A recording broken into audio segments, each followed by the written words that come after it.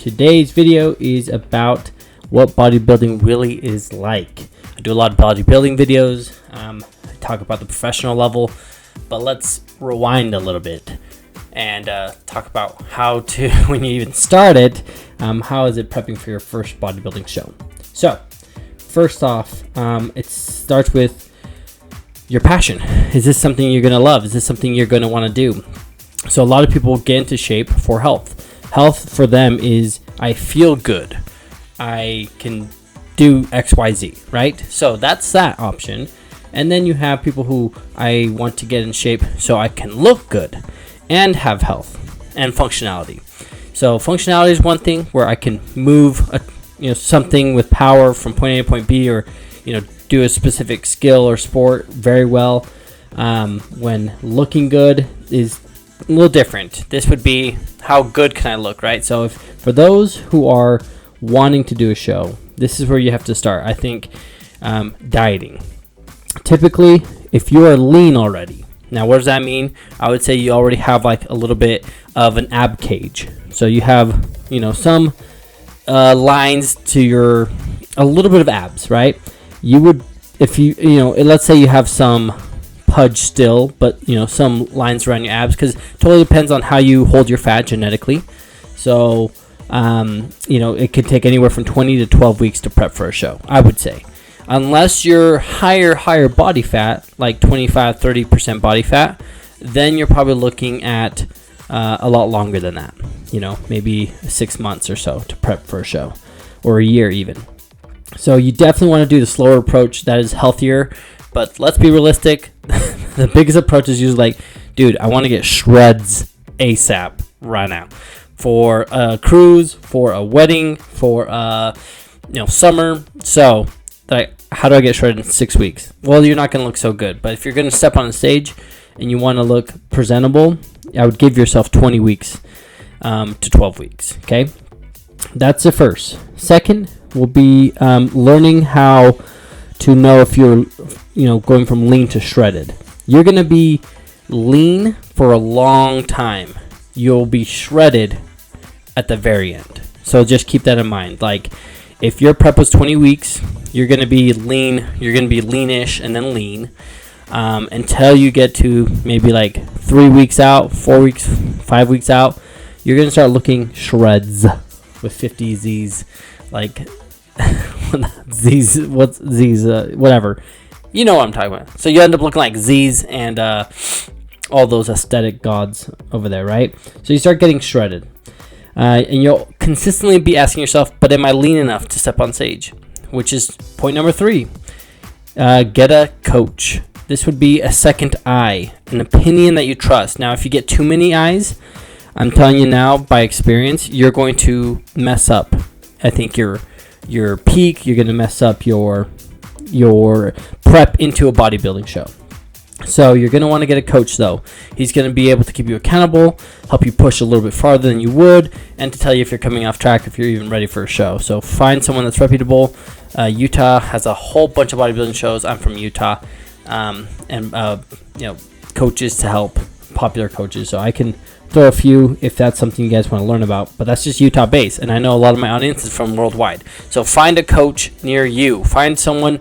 You know how I started? I literally found the biggest dude in the gym. He was carrying around a gallon day in, day out. He's wearing his tank top. He looked unnatural, right? And I asked him, dude, what do you do? Essentially, I'm like, why do you carry a gallon around? Can you kind of explain the science behind that or the reasoning behind that? And then we started talking. That's how I started. And then I myself found a juiced out dude, and I talked to him about super sups, as we call it, anabolics. And then I found a natural guy who looked shredded, and I asked him about what he does, and he said he doesn't do super sups, but he also carried a gallon around. So he was more of a natural looking dude. So I was able to find kind of a happy medium. I ended up finding 3 people that kind of helped me out, and one of them took me aside and said, hey, I'll help you out if you want to prep for a show. So he was kind of the coach on the eating. I had another coach for kind of the training, working out, especially near the end of a show. So training. Now, you're going to train the exact same way for as long as you can. The only time I varied from my actual training routine was near the very end, right before a show. So you're going to keep the same level of intensity, focus, drive, and weight as long as you can. You'll find, I think that most competitors can agree to this, it's kind of cool. It's like this weird intense, like almost like increase of strength as you get leaner and leaner. And that seems to happen for some reason. I don't know if it's the increased focus, the increase, like, dude, this is awesome, I can start seeing more muscles. But you can keep that strength for a while. There is such things as the law of diminishing returns. So eventually you will not be able to gain as much.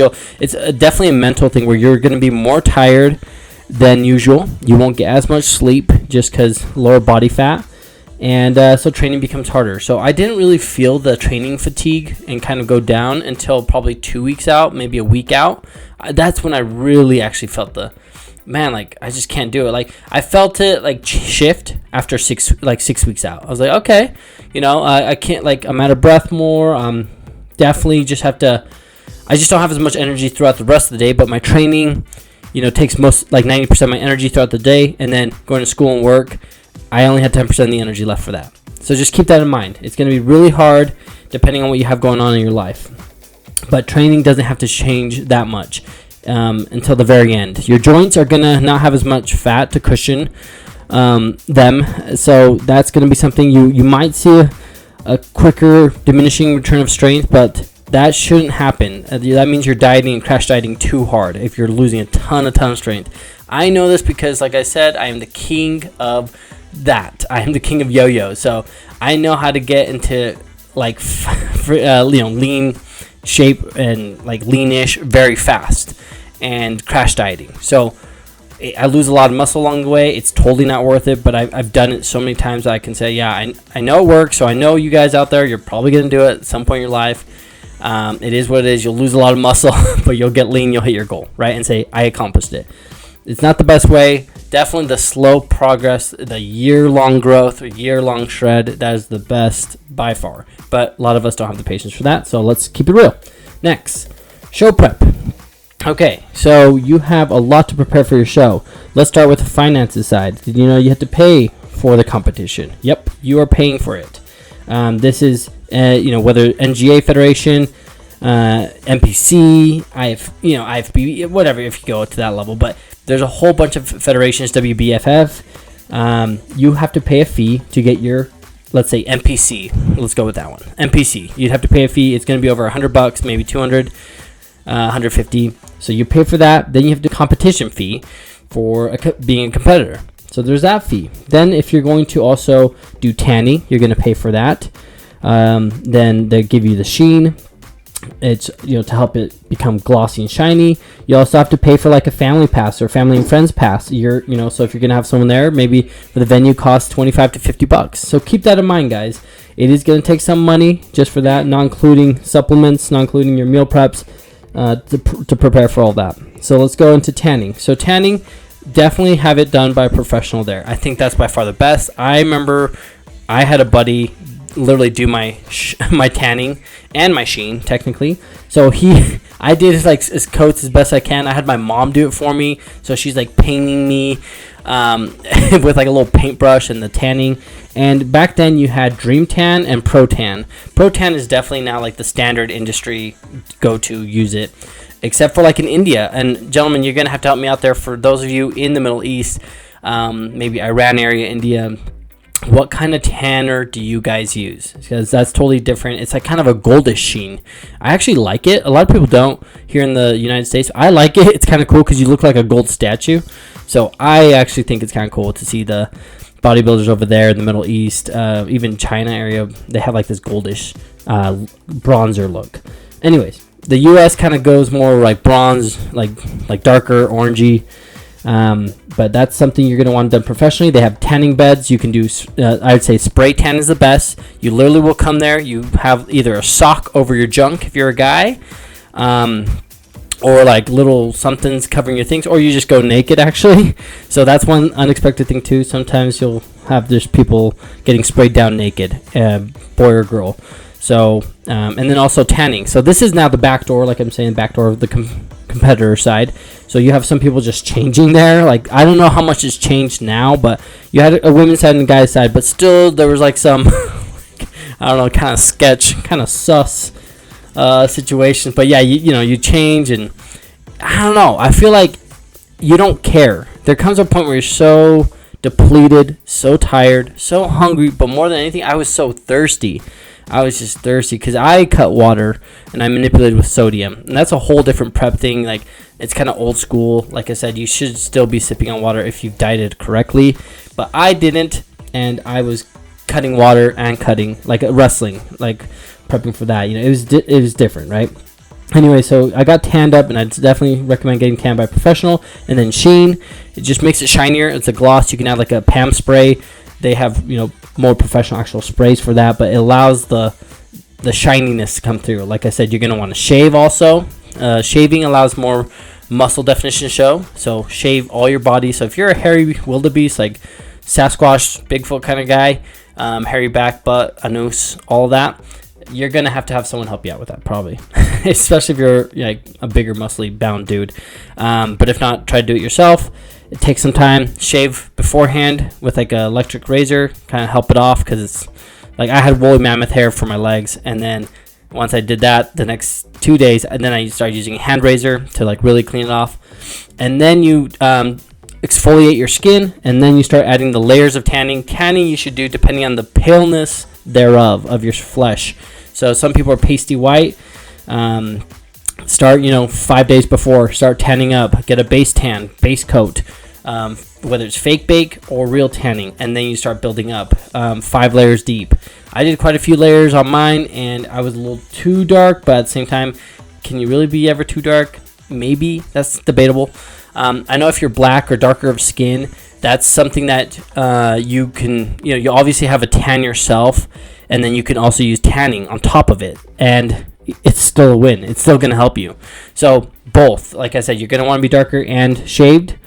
And then, of course, there's sheen on top of it. And then in the back, you also, this is kind of like weird. It's unless you have someone there to record you, like I did, or unless you have your coach, you're going to be by yourself. You got to make friends, or don't at all. So some people will just be quiet, sleep, just kind of do their own thing. Some people have at least one person with them. That's cool. And some people are just by themselves. Now, this is amateur level, right? This is typically what you see, what I saw, and what I've seen as I go to the bodybuilding shows.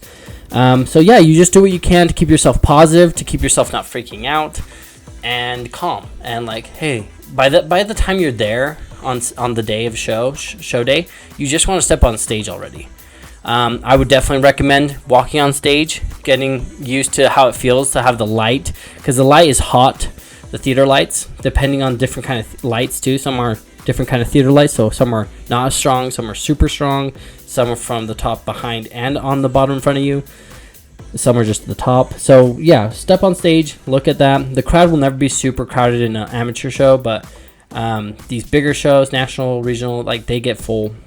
Obviously pro get somewhat more full, and even then it's just scary to be posing naked essentially in front of people. So next would be posing. Your posing has to be dialed down.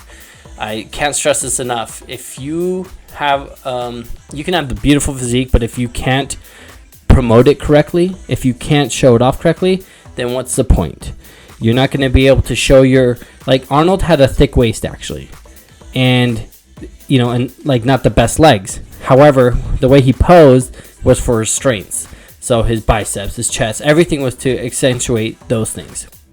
So like I said, you have to be able to show your body. So men's physique, this is a different kind of posing than classic physique. Bikini is different posing styles as well when you compare it to actually fitness or physique or wellness. So keep that in mind. And then you have open bodybuilding, heavyweight, lightweight, etc. So they're going to be different. Look into that, and I can make separate videos on that if you guys would like. So there's your individual posing routine. For men's physique, it's easy. You literally do quarter turns. Boom, boom, boom. So face forward, go to your right, go to your back, and then go to your left, back to your front. Raise your hand, say thank you, walk away. So bikini is similar too. It's the easiest posing, I would say. Relatively easy, I should say. There's actually a lot that goes into posing when it comes to like flexing the right things, and those are whole separate videos I can make on that too. So you have your single routine, your Han Solo one, I guess. So if you're doing men's classic physique, you'll have to pick songs, you'll have to do poses to it, transitions, how to move your hands in between poses. And then the next one would be your competitor round. This is where you are being judged with those on you, like with you on stage, sorry. So this would be your mandatory poses. So this would be like your mandatory poses for bodybuilding. They're gonna do symmetry round. They used to do that anyway. So like you're gonna have one where you're by yourself, and then one where you're together. And they'll tell you when you get to the day of your show. They'll say, all right, this is the schedule for the day. We have bikini going first, our largest class. Typically what they do, XYZ. So your class may not go on stage until 10 p.m. So that's what I mean when people were just like sleeping with their legs elevated to help with stress. This is what you saw. I know that depending on some shows, some prejudging are one day, and then your actual show, the finals are the next day, while others are prejudging in the morning and then finals at night. So I did prejudging in the morning, and so you did your prejudging, got your like wiggles out because you did your I guess like you just got comfortable is what I felt. Remember, this is like your first show, right? You just dieted for 20 weeks. You got lean, shredded as you've ever been, and then now you're tanned up, all that prepared. You're kind of starving, low carb, or you could have done the reverse dieting where you fed into a show. Like I said, this is all other stuff I can go into other videos if you're remotely interested. And yeah, so then you do your prejudging, then you get to chill. So a lot of people, because the finals was late at night, like our class wasn't until like 10:30. Bodybuilding was like at midnight essentially. it was super late. It was like 11. They always kind of run late if they're amateur shows. They're not always best with timing logistics. But yeah, so a lot of people went to movie theaters. A lot of people went just to walk around the streets. You don't want to walk too much. You're tired. So most likely you're just going to sleep most of the day until it's time for a show. Sleep and chill, hang out, try to distract yourself, relax yourself as best you can. So that's like the honest truth right there with like just like prepping for it right there. The next thing would be confidence on stage, and that's going to come with like knowing you did all you could do. You prepped the best you could. I didn't cheat on my meal. I didn't cheat on my diet. I didn't lie to my coach. I posed as best I could. I did all the training I could. I slept as much as I could. I've been peaking into a show, peak week and all that. Like they put a lot of like stress on that. A lot of people do, but if you've dieted well enough, peak week is not much. It's really not. It's like a lot of tanning, shaving, and just essentially just waiting to get on stage and getting the jitters out, like your anxiety. Like, come on, just be done with it already. And then you're always thinking about like your post-show feast afterwards, so you can pick a restaurant. You'll probably be doing that like 3 weeks out. Okay, this is where I'm gonna go eat for sure. And some go for salt, some go for sweets, some do that after prejudging if they look too flat. So yeah, then you go ahead and step on stage. Like I said, be confident, do everything you can to be confident on stage. The judges will essentially dock you on points on that, or help promote you on points with that.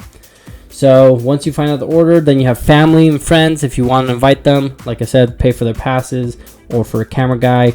And then afterwards you have like a lunch or dinner. If it's like I said, if it's late at night, a lot of places are closed. So you're like, and to Denny's we go, or something late. So that's the kind of sucky part and the reality of it, of a show. And make sure, this is like the two things I want to end with, like make sure you have someone recording videos or photos. I would pay for the extra pass, as I did, like a buddy pass, to get someone backstage to record this event, to this moment, because I'm super grateful that I did. It was really cool to see, get the like everything of my first show, the emotions, the anxiety, all that. As you're pumping up, I have fond memories of just pumping up, and you'll have like bands and little dumbbells, nothing crazy, just to pump up. You're essentially like potentially in a high school auditorium that they brought dumbbells to, bands, and you're just like out there pumping, getting some sugar, water into your body so you can start popping up a little bit, like when it comes to like veins and your muscles, get glycogen in them. And then one reality of bodybuilding shows is it's kind of lonely. Just keep that in mind. This is you versus you. This is why it's so amazing if you're kind of that person. If you're into like a competitive, like I want a team kind of challenge, this is not your sport. This is like for you versus you. I just want to better myself. I want to be better than me. You obviously want to beat the guy next to you, but or everyone there that shows up in your class. And that's also one thing too. You'll have your class if you win, and then you'll have the overall. So that's like everyone in your class, the winners have to fight against each other. So you have the winner of your class and then overall winner of the show. So keep that in mind. There'll be like, you might get 2, 3, 5 trophies, depending on how many shows you competed in. But it might be a little lonely. That's something that you might have to get kind of wrapped around your head. It's like there might be moments of loneliness. Like people understand you're hangry, you're tired, you're cranky. I didn't feel any of that until the very, very end. Honestly, it felt awesome to see results after results after results, week after week. And so I was like excited, but it's also very lonely looking back.